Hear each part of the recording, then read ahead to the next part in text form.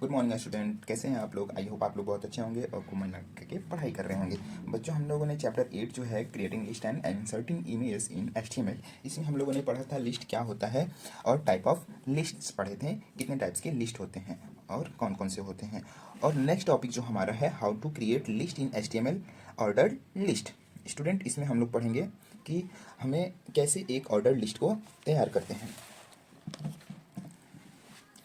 Student, the OL tag is use to create an order list. जो OL tag होता है ना, वो किसके लिए यूज़ करते हैं हम लोग, ऑर्डर लिस्ट को क्रिएट करने के लिए यूज़ करते हैं।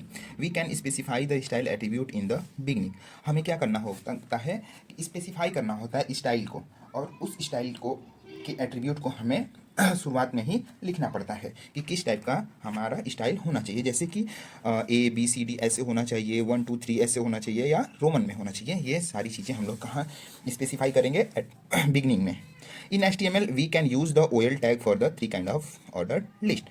हमें क्या करना, हम जो है OL टैग को 3 तरह के ऑर्डर लिस्ट को तैयार करने के लिए यूज कर सकते हैं। First alphabet, second number digits, third Roman numerals. Suppose you want to create an order list with numbering as 1 2 3 ऐसे, then write the HTML document as. Suppose देखिए, जो आउटपुट है ना, यहाँ पे ये 1 2 3 दिया है, लेकिन यहाँ पे नंबरिंग जो है वो रोमन दिया है। मीन्स हमें यहाँ पे क्या लिखना होगा, 1 2। स्टूडेंट, यहाँ पे 1 2 3 ऐसे लिखना होगा। ठीक है स्टूडेंट। तो इस टाइप की हमें HTML डॉक्यूमेंट को तैयार करने के लिए ऑर्डर लिस्ट में हमें क्या क्या HTML कोड को यूज़ करना होगा, ये हम लोग देखेंगे। देखिए स्टूडेंट, फर्स्ट HTML में जो कोड होता है ना, वो लिखेंगे, लेकिन इससे पहले जो हम लोग बेसिक जो कोड होता है उसको यूज़ करेंगे। जैसे HTML हेड टाइटल, इसके बाद क्या बॉडी टैग को ओपन करेंगे, फिर OL टैग को ओपन करेंगे। OL टैग को ओपन कर सकते हैं विदाउट एट्रीब्यूट भी, लेकिन हमें क्या करना है, 1 2 3 से उसको क्या करना है, आइडेंटिफाई करना है कि हमें किस टाइप का लिस्ट तैयार करना है। इसके लिए हमें एट्रीब्यूट को लगाना होगा। ठीक है स्टूडेंट, आप लोग देख सकते हैं, देखिए OL टाइप इक्वल टू, यहाँ पे ये आई दिया ना, इस टाइप से हमें नहीं, यहाँ पे जो आउटपुट है ये 1 होना चाहिए यहाँ पे। तो यहाँ पे हम लोग, आप लोग बुक में लिख सकते हैं 1, स्टार्ट इक्वल टू 1। अब ये आप लोग देखेंगे कि स्टार्ट क्यों लगा है।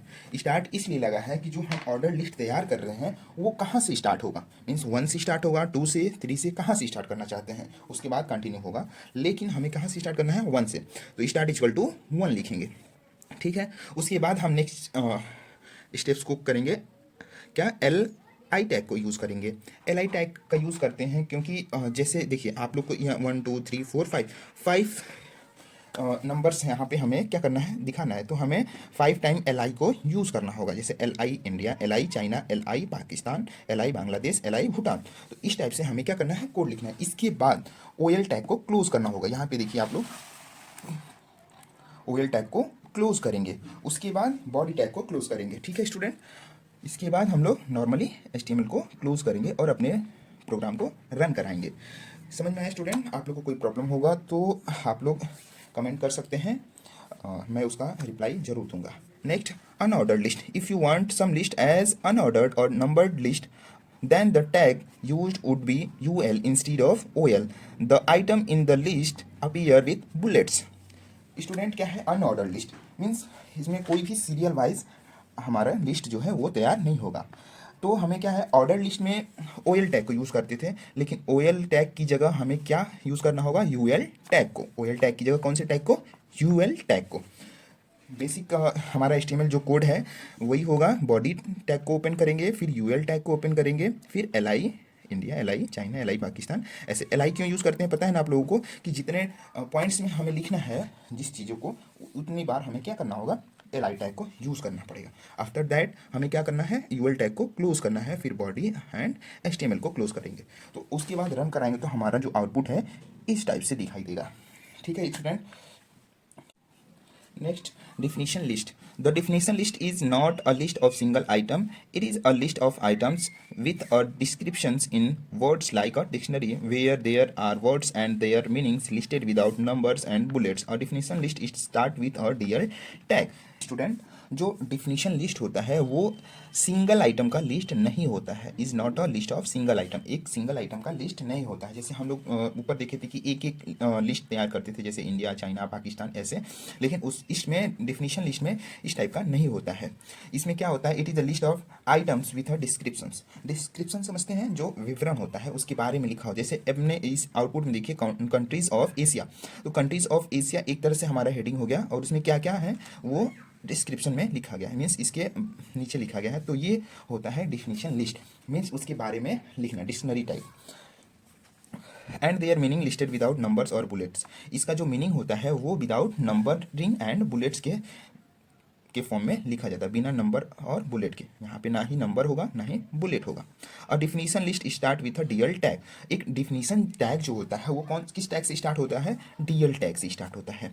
Each term start with D tag definition term. Student, जो एक टर्म होगा हमारा वो कैसे स्टार्ट होगा, डी टैग से स्टार्ट होगा। Definition term means country of Asia लिखना होगा तो हमें क्या टैग को यूज करना होगा, D. Next, etch description start with a D tag definition description. Means उसके बारे में लिखना होगा, मीन्स डिस्क्रिप्शन में लिखना होगा हमें, तो कौन से टैग का यूज़ करेंगे, डी टैग का यूज़ करेंगे। जैसे इंडिया, चाइना, पाकिस्तान, ये सारी चीज़ें हम लोग डी टैग में लिखेंगे। और हम लोग देखते हैं कि सिंपल कोड क्या होता है इसको तैयार करने के लिए, डिफिनीशन टैग को।